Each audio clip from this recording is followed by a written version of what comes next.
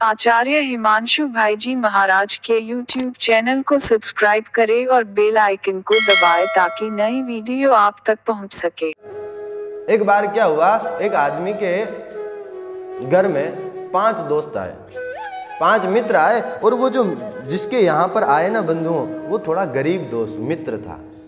अब उसके यहाँ 5 मित्र आए तो उसने विचार किया कि मेरे यहाँ मित्र आए हैं और कई दिनों बाद आए हैं, मैं गरीब हूं, लकड़ी लेकर आता है और लकड़ी को शाम को बेचता है, उससे जो रुपया मिलता है उसी से उनके घर में भोजन बनता है। अगले दिन पुनः लकड़ी लेने जाते हैं और लकड़ी से जो पैसा मिलता है उसी से उनका भोजन चलता है। जितनी लकड़ी सुबह बेचेंगे उतने से ही उनका दिन चलता है, अगले दिन कुछ बचता नहीं उनके पास। ऐसा मित्र था।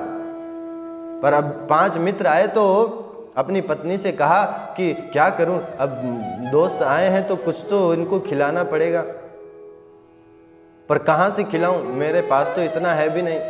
तो पत्नी ने कहा ऐसा करो, 5 दोस्त हैं, आप जाओ और 5 रुपए का सामान लेकर आ जाओ।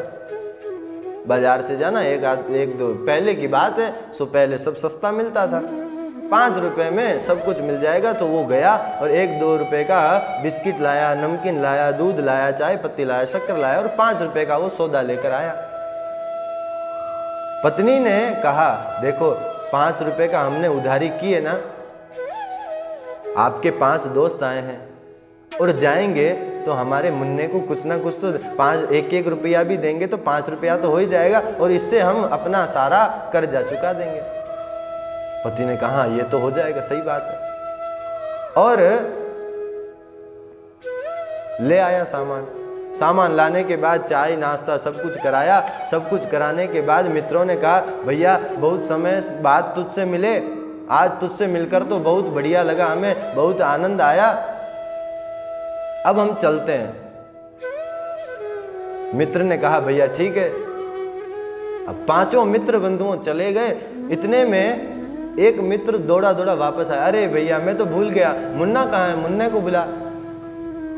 और मुन्ना आया, सो मुन्ने को अपनी जेब से 2 रुपया निकाला और उसे देने लगा। मुन्ना बार बार मना करता मैं नहीं लूंगा।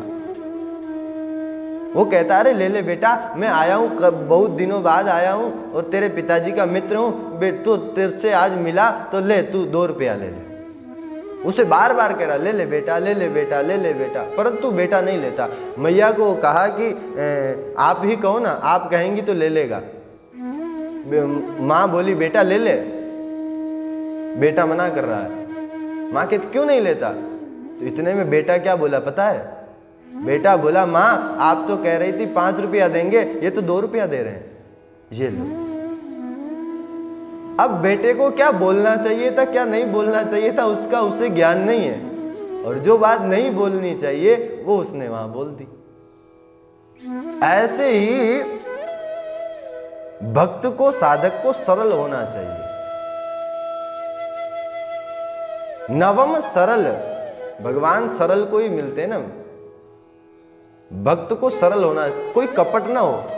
बाहर से तो खूब दिखा रहा है मैं भगवान का भक्त हूं, परंतु अंदर से नहीं है, ऐसा कपट ना हो, सरल होना चाहिए। जो भीतर बात है सो बाहर बता दी, जैसा बाहर है वैसा ही अंदर से भी है। तो बालक को मैंने गुरु बनाकर सीखा, बालक सुख में दुख में सब प्रकार में आनंदित रहता है ना। इसी प्रकार भक्त को, साधक को भी हर समय आनंदित रहना चाहिए, सरल रहना चाहिए।